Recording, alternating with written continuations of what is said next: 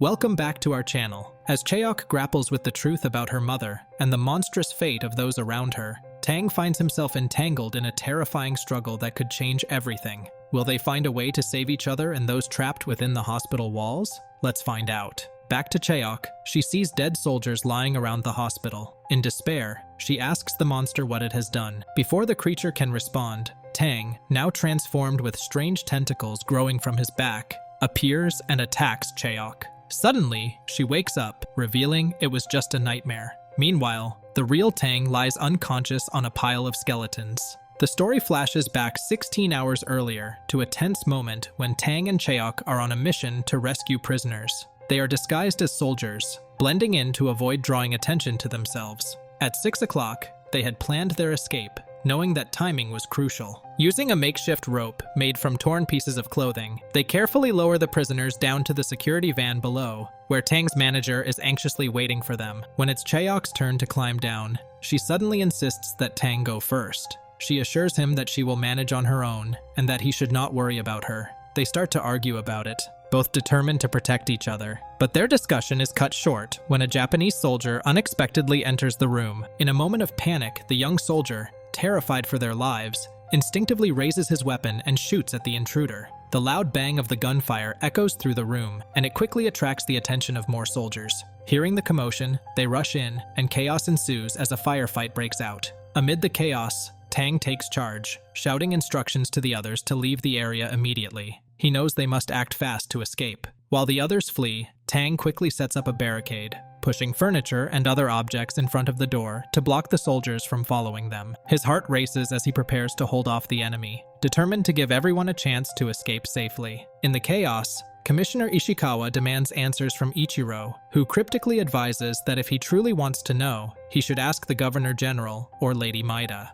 This made Ishikawa uncomfortable. He adds that no Korean will leave this hospital alive, implying that Myeongja won't get out alive. During the intense fight, Tang sustains injuries while trying to protect the group. Amid the chaos, the young soldier who shot the intruder is also caught in the crossfire and is fatally shot. As he lies there, gasping for breath, he manages to reach for Cheok. With his last ounce of strength, he hands her his badge and whispers for her to stay strong, reminding her that her mother is waiting for her. His words resonate deeply with Cheok, filling her with both hope and sorrow. Just then, a man arrives and urgently informs them that everyone else has made it to the van and that they are the only ones left behind. Hearing this, Cheok knows they must act quickly. She prepares to descend, ready to join the others, but Tang realizes he cannot leave just yet. He decides to stay behind to distract the soldiers, knowing that this may give Cheok a better chance to escape. As Tang holds his ground, the soldiers close in on him, weapons raised and ready to strike. Just before they can kill him, Ichiro suddenly appears and shouts for the soldiers to hold back. His unexpected intervention buys Tang a moment of hope.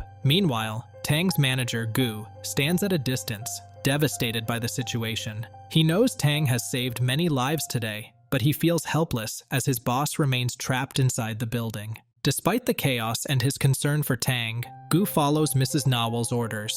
With a heavy heart, he decides he must drive off without waiting for Tang, leaving him behind in the midst of danger. The weight of the decision hangs in the air as they both realize the risks they face, unsure if they will ever see each other again. Inside the hospital, Tang finds himself fighting against soldiers all alone. He knows he needs to escape, so he quickly climbs into a ventilation duct to avoid being caught. The soldiers realize where he has gone and begin to pursue him through the narrow passages. In a moment of desperation, Tang decides to jump down from the vent, landing in a dark room filled with skeletons. Meanwhile, the truck carrying the rescued prisoners finally reaches the city. Jun-taek is the first to disembark, and he is greeted by his father, who rushes forward to embrace him. Their reunion is emotional, filled with relief and joy after the harrowing ordeal they endured. At the same time, Mrs. Nawal sells a prized possession to a buyer who is willing to help secure Jun-taek's release from the hospital. Among the rescued prisoners, Myeongja, the commissioner's girlfriend,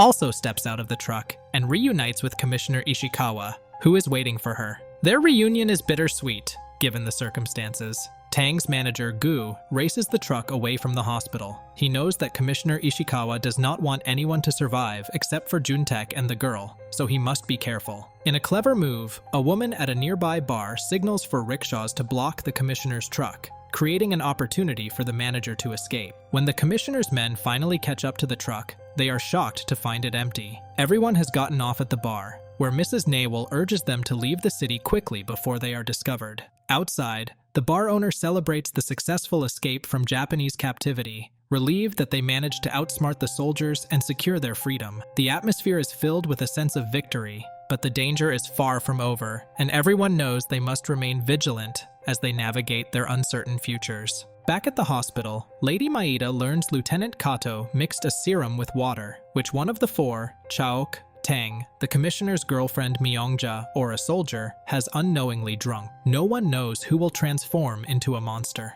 Furious, Lady Maeda calls Dr. Ichiro, scolding him for his failures. He tries to calm her by showing a report with photos of the monster. For now, Lady Maeda is silent. In the hospital, the nitrogen gas fails to subdue the monster completely. The lieutenant worries, wondering who among the four will mutate and how they can control the destruction. Meanwhile, Tang regains consciousness, covered in blood. Wherever his blood touches, the surface darkens ominously. Elsewhere, a woman returns a sewing machine to Tang's shop, only to find a badge attached, realizing her son is dead. The scene shifts to the commissioner's girlfriend, Myeongja, whose face is being taken over by a strange creature. It's revealed that the serum and Najin water stolen from the lieutenant's office were used on her. Meanwhile, Myeongja is shown on a bloody rampage, killing someone in the streets. In flashbacks, she recalls Lady Maeda telling her that she would become the mother of the commissioner's child and would be taken to GyeongSeong Hospital for care. However, instead of caring, Myeongja was tortured. Lady Maeda later visits the hospital, but Lieutenant Kato warns the doctor that Lady Maeda is not allowed in. The doctor reminds him that she funds the experiments, making it impossible to deny her access. When Lady Maeda approaches the monsterized Myeongja and calls her by name, Myeongja almost attacks, but stops upon seeing Maeda's face. Commissioner Ishikawa wakes up one night to find Myeongja missing. Tang, dressed in a soldier's uniform, meets Lady Maeda secretly and asks for her help. After assisting him, she leaves. Tang collapses from his wounds, while Chaok waits for him outside his shop, worried. Her father tries to comfort her, but she tells him she saw her mother at the hospital, turned into a monster. When Tang wakes up, Lady Maeda warns him not to endanger his life again for others. Tang's assistant, who had been receiving false reports of his death, is overjoyed to see him alive. Tang immediately heads to the police station, where the commissioner interrogates him about releasing Korean prisoners.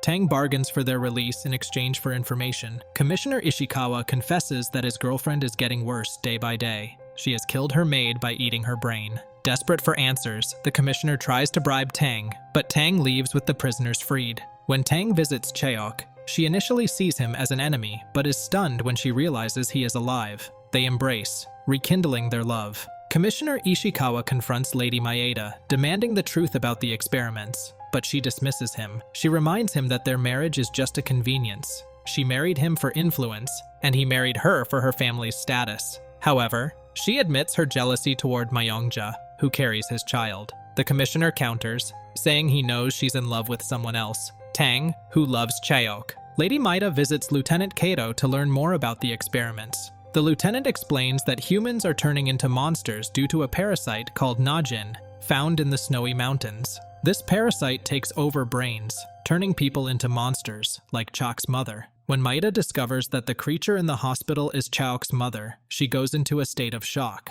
Meanwhile, Myeongja attacks the officers spying on Song. Tang and Chaok hear gunshots and rush to the scene. Tang fires a warning shot into the air, alerting the police, who start chasing Myeongja. She flees into the forest, screaming that she doesn't want to die. Tang and Chaok pursue her in secret to rescue her from the police. With the reality of the Najin parasite looming over them and the danger from Myeongja escalating, we can't help but wonder, what will happen to Chaok and Tang now that their lives are intertwined in such a way? Can they find a way to save Myeongja, or will they be forced to confront the monstrous consequences of the experiments? Share your thoughts and predictions in the comments below. If you enjoyed this video, don't forget to give us a thumbs up and subscribe for more thrilling content.